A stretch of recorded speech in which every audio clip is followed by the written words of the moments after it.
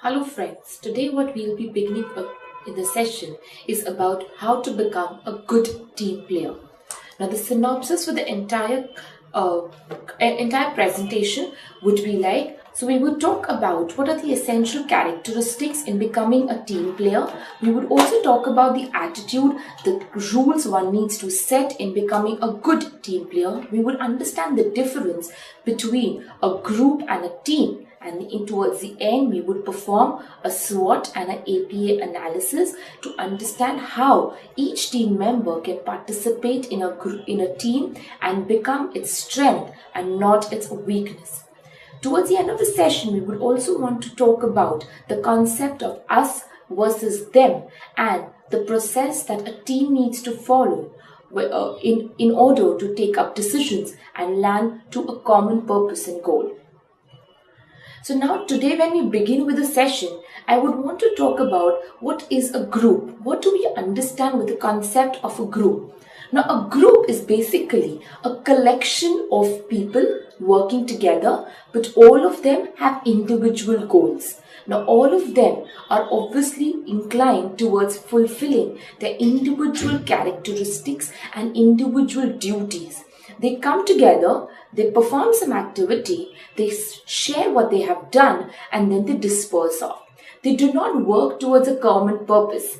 They do not share responsibilities. They have an individualistic approach because of which every individual is accountable for his or her action.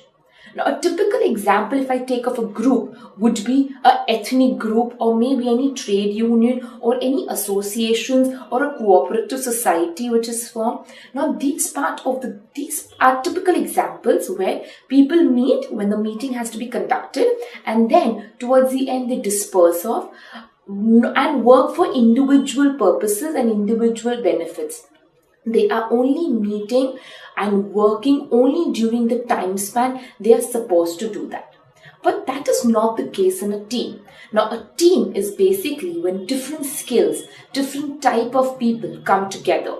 They work together for a common purpose, for a common goal, for a common objective. Now here everyone is accountable for whatever good or bad happens. Now when I talk of a team, your communication is very much direct.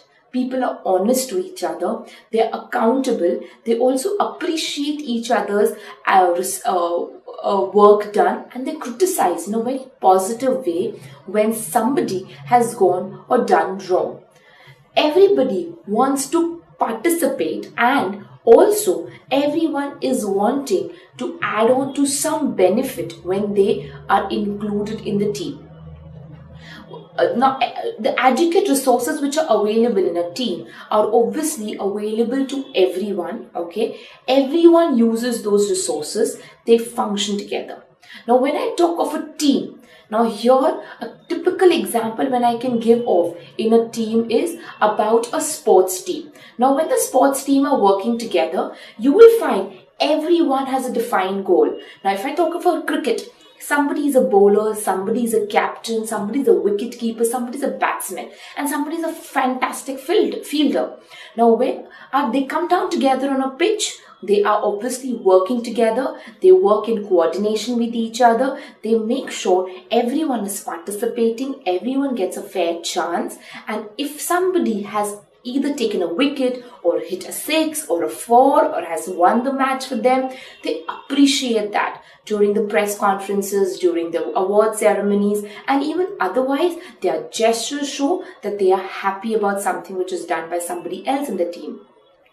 Now in a sport team, you will also see there's a lot of trust. There is a lot of responsibility each one carries. Now these responsibilities are well understood at an individual front. They make sure it is not passed on to somebody else.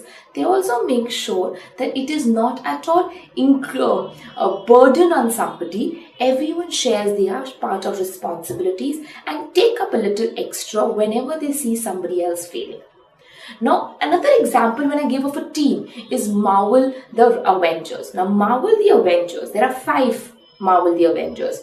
If they want, they can work individually also and save the planet. but they all come together, and when they come together, they work as one team and not as an individual one.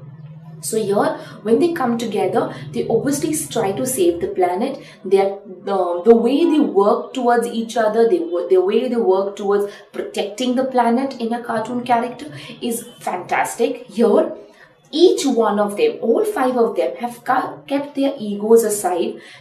Each one of them have understood their strengths, they've understood what they are good at, and they only perform those responsibilities, or they support the other one when the other one is performing the activity.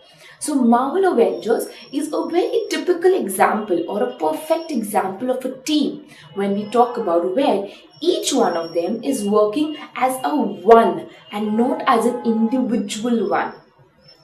Now moving on from a group and a team difference, let's understand what's a team player then.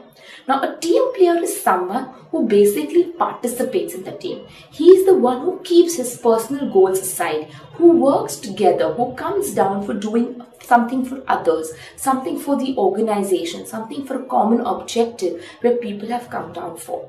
Now, a typical example, if I have to give of a team player, is someone in a basketball team. Now, whenever you play a basketball, okay, it's not important that you have to score the goal or you have to score the basket. What is important is, if the ball has come to you, the basketball has come to you, you dodge it in the right way and pass it on to the person closest to the basket so that the basket is made. So, the person who has passed the ball to the player who's standing near the basket is a team player. He's the one who's more appreciated because he understood the importance of time. He understood the importance of what happens when somebody else is not to be there, or when somebody else is near the basket and he or she is not there. Moving on from what a team player understands is, now we will want to talk about what are the few things or rules or features one needs to set when they are working towards or when they are working as a team. Now the first thing is you use your strengths. Now when I say when you use your strengths, I basically want to say you understand what you want to do. You understand what you are best at. You try to give your best to the team. You only try to participate in those activities which you know or which you are well aware of or you are best at doing. You make sure that you become a valuable asset to the team more than a liability when they are performing an activity. You also make sure that within the team, you add on something which is beneficial for the next stage to start the process or for the next activity to take place. You do not behave as an adamant person or as a person who just wants to perform a task he or she wishes to. You have to understand multiple strengths of yours. You need to do your individual SWOT analysis for that. You need to understand where you lack, where you do not lack. You have to make a meaningful combination about yourself and the team's activity. You have to make a meaningful contribution towards the team so that the team is able to meet up to its objective in the desired time and also is able to understand what is to be done and what is not to be done with you or without you. Now, in short, you work towards the development of the team activities and not otherwise. So you play on your strengths and not on your weaknesses.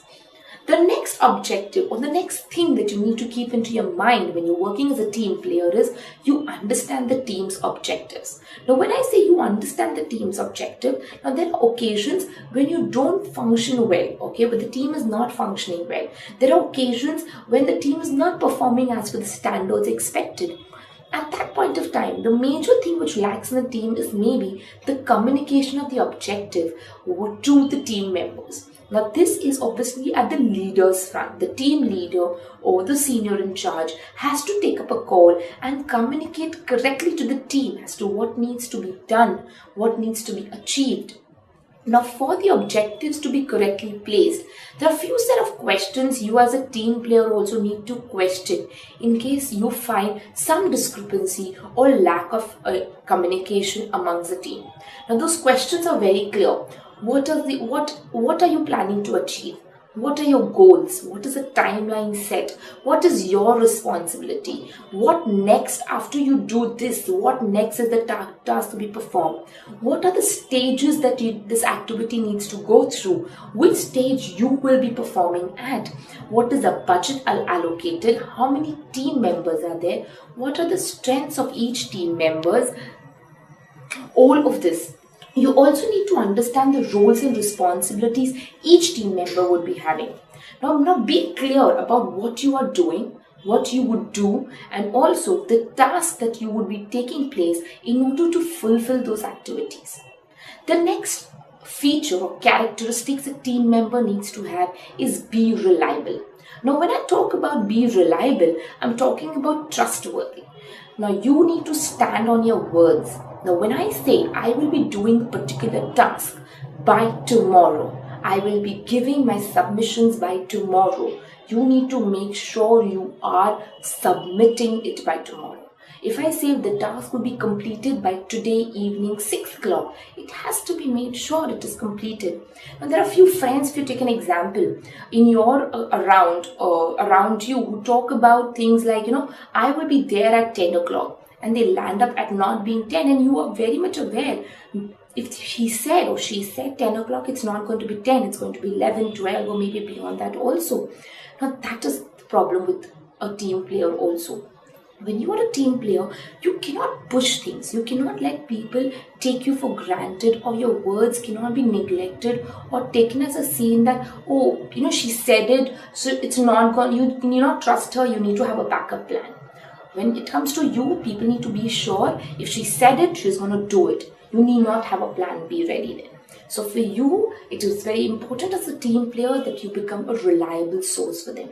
Now, reliable source not just in doing things, but also when it comes to communication or passing on the message. Now, do not behave like a Chinese whisper player where you add on something on the other and pass the message to the other person. You make sure whatever you've heard, whatever information has come to you, without exaggeration, without extra, you make sure you pass it on to the people immediately. You make sure that you pass it on to your team members in the right way it has come up to you. Do not cook up your own stories. Do not contemplate with things. Do not try to play unnecessary words around. It is also important that you set your own standards. Standards in terms of, it's not important that everybody needs to give you a deadline. You need to have your own deadlines also. It's very important for you to understand what you have to do and what output you expect from yourself. You need to understand what is your caliber, and are you giving up that caliber of yours? If not, then what next? So all these basic things are all together summing up to something which is known as reliability. Now, it is very, very important that if you're an average player, you push yourself to become a better one. Okay? If you're a brilliant player, you have to push yourself to be the best one again. So you have to make sure that your reliability is such that not just your seniors, but also your subordinates, your team members, the other team members, trust you about what you're talking, about what the activities you perform, the way you perform, the results you give. They are very sure when it comes from you, it is the perfect one. They need not have an iota of doubt about it at all. The next one is a good communicator. Now, a good communicator does not mean that you need to be an extrovert. I'm talking about good communicator means presenting whatever you have to say in the right way, with the right words. Now, to be a good communicator, the most important topic or the most important feature or the attribute you need to have is be a good and a very good listener. The more you listen, the more you understand, the more you will realize, and then your communication becomes simpler. So you don't have to assume things about what others are doing. You don't have to assume things as to what you can do. You have to be very, very clear as to what it is. Now the team needs to absorb, needs to understand, and also need to consider ideas about what the other ones are doing, what the other ones are saying. So you as a team player, you need to listen to others. You need to absorb as to what they're saying. You need to also understand what they're saying, and then communicate, debate on that point. I'm not saying just accept it randomly. Debate on that point with a very valid answers or with a very valid reasoning, and then finally come up to a conclusion as to what has to be done in the favor of the team and what may not be chosen for the favor of the team.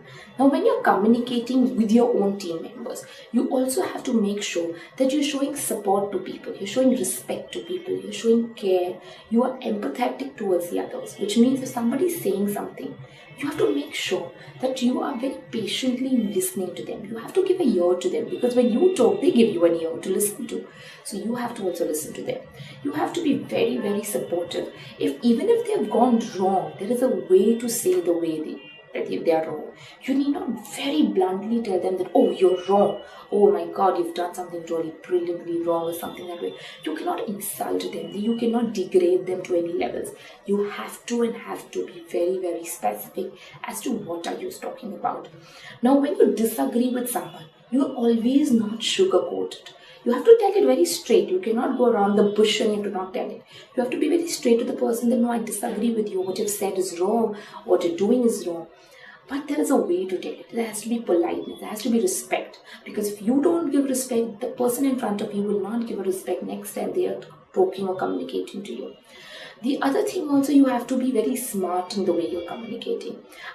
When I talk about smart, I'm not talking about buttering people. I'm not talking about buttering your seniors. I'm talking about the language you use. I'm talking about the way you write. Today, communication in a team also happens through emails, technologies are being used, you have messages, you have a lot of things through which communication comes into the picture. Now, when I talk about all of that, I'm talking about very important aspect, which obviously is the way you write. So your English has to be good first. Second, even if your English, you do not have a great command on the English, make sure you use simple sentences, small sentences, easy sentences for people to understand what you're saying. The other thing which is important is you need to understand the person who's in front of you. If your English is brilliant, it's not important the person sitting in front of you or the other team members have also superb or brilliant English. You have to come down to their levels or try rising your levels depending on what the other team members or team players are like. So you have to come to a common standard, to a common level with people when you're working in a team. Now, the next, as a team player, the next important feature that you need to have is you have to be flexible. Now, when I say you have to be flexible, you have to give opportunities to people. You have to be flexible in terms of the role that they give it to you. Now, if I am a good batsman, it's not important I will always bat at number 1, 2, 3 or 4. I might even come down to number 6 that time, because 6 is also an important position. If I am a good batsman, it's not important that I cannot be a decent bowler also, or I cannot be a good wicket keeper. It is very, very important to understand that you have to make sure you fit into all the roles if tomorrow the demand arises. So be very, very particular about or flexible about what you're doing. You know your strength. I'm a very good batsman. That's what your strength is. But you also know that bowling is not your weakness. Bowling is a thing which you can do if there is a demand or an emergency. I can be a captain, I can be a leader for a short span of time if the time demands or if the situation demands. So you have to be flexible. Now, when you become flexible, people take advantage of this.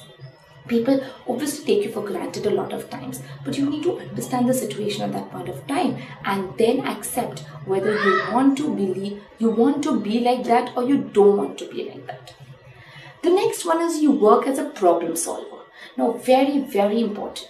Now, when you're working in a team, you're dealing with a lot of people. Very normal, there will be conflicts, there are going to be fights, there are going to be arguments in the team. You have to make sure you are a problem solver. You're not a problem dweller, you're not a problem giver, you're not the one who's going to avoid problems. You have to be a conflict management person also, where you're solving the problems for people. And if there is a situation which is arise, or an emergency which is arise, or there is some crisis which is arise in the team, you're obviously making sure that you collaborate nicely, work in the favor of the team, give it open for discussions, find solutions for the team and land up to good results. The next characteristics that is important to have in a team player is you need to have appropriate team composition. Like I say, if you talk about a cricket team, they are very clear. They need to have 3 or 4 bowlers, out of which 1 or 2 have to be spinners, 1 or 2 have to be regular ones, one has to be slow bowler, one has to be a fast bowler. When they talk about a batsman, they are very clear that somebody should be a good opener. Then the person who's going in the middle should become the backbone of the team. If time arises, emergency arises, they have to play well. So you need to have a perfect combination. You cannot say that, oh no, I will just choose my favorites. Because I'm working in a digital marketing firm, I will just have people who are good in advertising. No, you need people who will be able to manage your finances nicely. You need somebody who can design your stuffs very nicely. You need an IT guy also in the team. So the team composition has to be perfect. It has to be apt. It has to be on to the mark as to what you want, what are the results you are expecting, and for that result, what all you need to have into consideration. The next one is very, very important, which I've already spoken about once in the previous minutes, is you need to celebrate your peer success. Now, suppose if some of your subordinate has performed brilliant, or has given a brilliant idea, or has come up with a very good solution, please accept it and please appreciate it. Give them applause.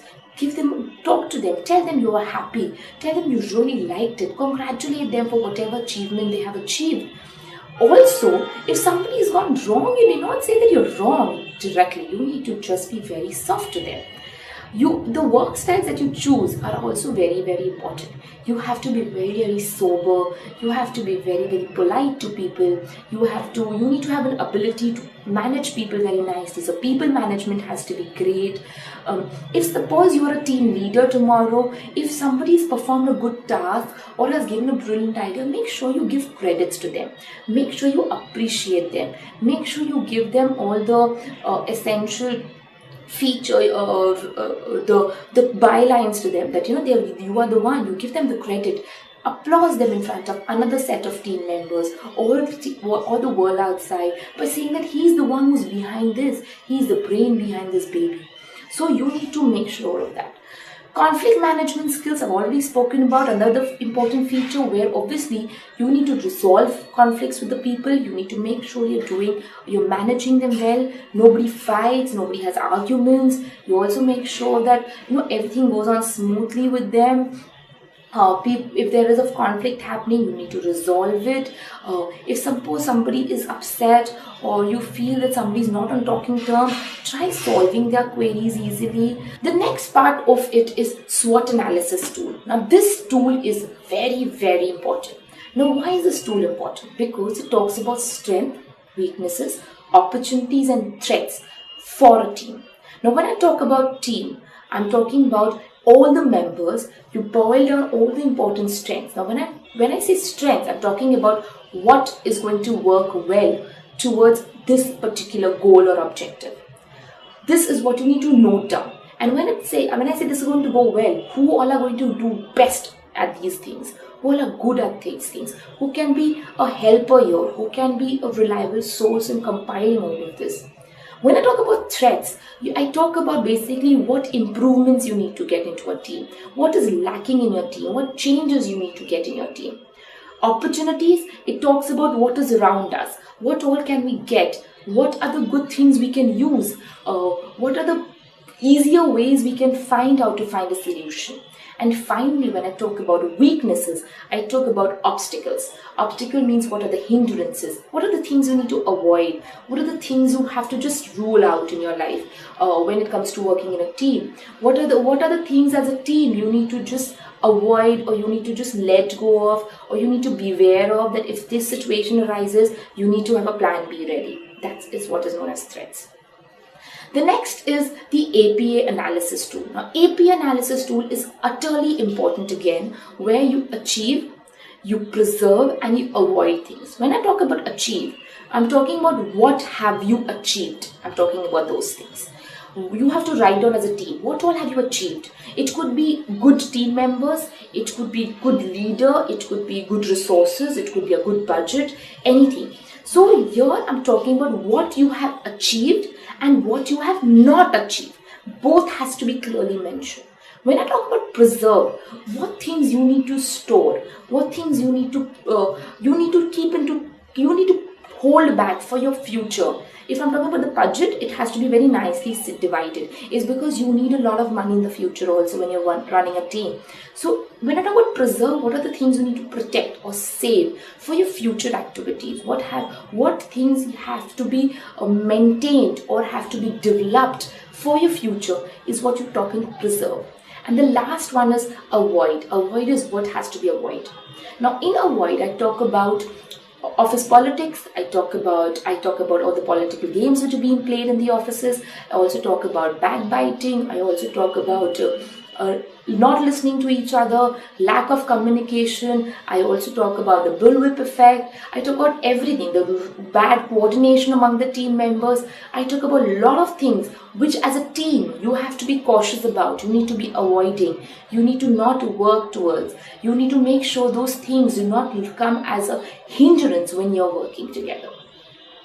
So finally, when I have to end my session, I would say the learning outcomes would be 3 stages which a team has to analyze, or the team member you need to work towards is you need to share your ideas very nicely in a clear communicated language. Analyze what the other people are also saying in the team. Analyze what you are also saying, and finally decide what you need to do as a team and what you need to do as a team player in order to achieve the objective which is being set by the team altogether. As a team, you need to make sure you're working for us, that is for everyone and not for somebody else. When you work for somebody else, it becomes a group. Or when you work for yourself, it becomes a group. When you work in a team, you work for us, you work for each other, working towards a common objective which was being set in the very first meeting of the team. One important tip that I would want to give all of you all is, it is not important that if you're a team player, you need to be an extrovert. You need not be an extrovert. And extroverts are at times very, very bad listeners. So you need to understand that as an extrovert, yes, they have a good quality of mixing around with different set of people. People like them more because they express themselves pretty nicely. But people who are introvert, don't be disheartened. You can also be a very brilliant team player. It's because they reflect the skills like technical knowledge. They reflect overall development. They form a very essential part because they are the ones who are going to do the backside work, which is more important than just meeting people and talking to them. So the introvert people, please understand, it is not just the extroverts who are important to be in a team, but you play a major role in overall development of the team and the abilities of the team. Thank you, and we would be meeting soon for our next session. I would now want to address to any queries which have been put up by any of the students. Okay, the query says about what are the kind of questions you would see if ever, or you would experience when you go for an interview. Now, when you go for an interview, people talk about, tell me one experience where you were a good team player. This is the typical question they ask. Or, how can you say if you're a good team player? Or, do you believe you're a good team member? Or are you a good team leader? Tell us through an experience of yours. Now, when I say that, when you get a question like that, please make sure they're not asking you to give any big team achievement, okay? They're asking you small achievements. A personal front achievement would also do, a professional front achievement would also do, at academic level achievement would also do, where you're working as a team, you tell them what was your participation, so you can tell any of these features. People I was the most reliable source because I was compiling things in the right way. I was very flexible as a team player when it came to them. I had a very good communication, so people trusted me more when it came to compiling or arranging things on a paper. So these are answers you basically give them. Then there are also questions where they ask you, do you think, or tell me some experience of yours about a team member or a team player. Now please understand, when they ask you an experience, you or some achievement you've done, you might not have achieved any prize, award, reward anywhere, but you can also say that what as a person you liked, what good thing you did, what bad thing you did, if you've made your parents proud somewhere. These are the answers you basically expect from people when they are asking you in an interview. Thank you and keep watching.